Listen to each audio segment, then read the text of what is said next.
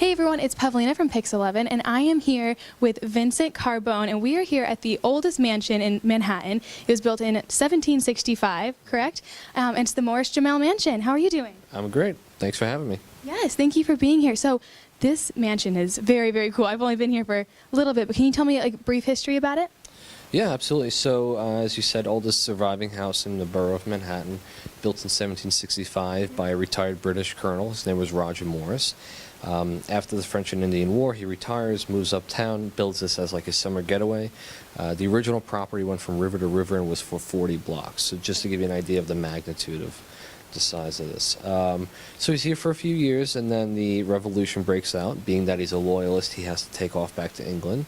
Washington, who he fought alongside with, is getting beat up out in Brooklyn and Long Island, and Washington knew of him, knew of the house. They fought together in the French and Indian War. Comes up here. He's here for about 5 weeks.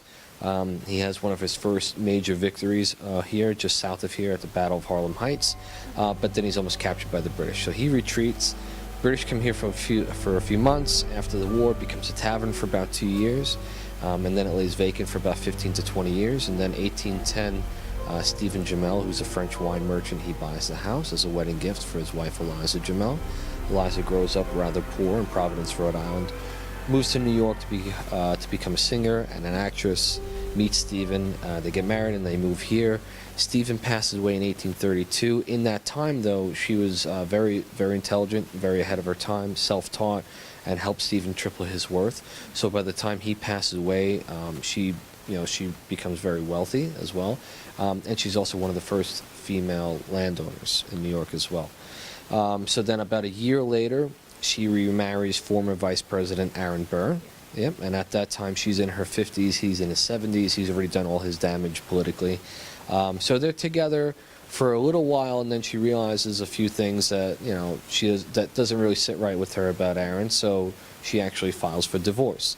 So divorce takes about 2 years to go through. The day it's finalized, he passes away. So she goes on as the widow of the former vice president, not the ex-wife. And then she dies around 1865 in the house. Yep, and then it becomes a museum in 1907. Right. Now, I know you were briefly talking about George Washington, but can you talk about how he is also associated with the house as well? Yeah, so Washington, as I said, was here for 5 weeks. This was where he started to get a foothold in the war. As I said, he was taking some major losses out in Brooklyn, Long Island. So when he came up here, it was a turning point for him in the war, and it was quite honestly a big morale boost. And so much so that once he became president, he returned here with his cabinet for like a celebratory dinner. They were on a tour of New York State. They come up here. So in this building, you have Hamilton, Jefferson, Washington, Adams, and Secretary of War Knox, and all their families were in attendance. So it's a pretty historical event that we always are sure to include in our tours. Yeah, that's amazing. Okay, now, I am not a huge believer in ghosts. I don't really think about it all the time. But I guess this house is certified haunted, right? Well, if there is such a thing as ghosts, this would be a place where they would reside, certainly. I mean, the ghost stories go all the way back to 1810 when Eliza Jumel moves in. At that time, it was a thing of status to claim that your house had a ghost. I think it kind of would be like your house is so important that someone would want to be there after they die too. But yeah, the ghost stories go all the way back to 1810, and quite honestly, they continue up to present day. We've had Ghost Adventures come here on Travel Channel. We've had various paranormal crews come in here. We have actually a big investigation tonight happening here. I myself, I lead the investigations here about once every month and a half for the public, because that's something that I'm into as well. And yeah, I mean, the most famous ghost story goes back to January of 1964, when a group of school children were waiting just outside. They were waiting to be let in for a field trip, and they're being loud, they're carrying on, and then this old woman comes out onto the balcony and says to shut up or go away. And so then she disappears, and then the curator runs up from the subway and she goes, "Oh, I'm so sorry, there was a problem with the trains, I'll let you in." Like, that's okay, but why couldn't that woman let us in? And she said, "There's no woman here, I have the keys." And so they're like, no, this woman came in. So anyway, they come into the house, they see the portrait of Eliza with their 2 adopted grandchildren. They're like, oh, that's the woman. But Eliza had been dead over 100 years at that point. So, but that got the attention of various media outlets at the time, and then got the attention of a parapsychologist by the name of Hans Holzer. So he came here, he did a few seances, and as I said, they've just gone on throughout the years, and it's something that previous administrations wanted to squash. But, we acknowledge it, and we say, it's an alternative view of history, and if it gets people interested in the house, it's fine. And quite honestly, when people come here on ghost hunts, and, they get to learn about the house, and then they come back for other events, so, yeah. Exactly. Now, I know you were saying that Eliza, her ghost might be here and everything. Is there anyone else that could possibly be here, or no? Well, we have 2 confirmed deaths. We have Eliza Jamel, as well as Stephen Jamel, her first husband. And then you have potentially 2 other deaths that we don't have documentation on, but it's just kind of been passed on throughout the years. One would have been a servant girl who hung herself on the steps, and then another was a Hessian soldier that was running down from the 3rd floor to the 2nd floor and tripped and fell and landed on his bayonet that bled to death, yeah. So, and then I always say that, it was a military occupancy, it was a tavern, it was vacant for 20 years, so who knows what else happened here as well in that time that wasn't documented, but yeah, so, I mean, that's a part of history that it's really fun. You get to try to piece things together and see what's the truth and, what's just folklore. Right, that's insane. Okay, so I know I was in the gift shop and I saw all this Edgar Allan Poe stuff, and I'm a huge fan of his. I know you recently wrote a play, so can you tell me about all of that? Yeah, well, the play actually goes back to a project of mine, 2008, when I was a senior in college, and it was part of my undergrad thesis. So I wrote, I directed and produced a play about the life and works of Edgar Allan Poe and how they reflected each other.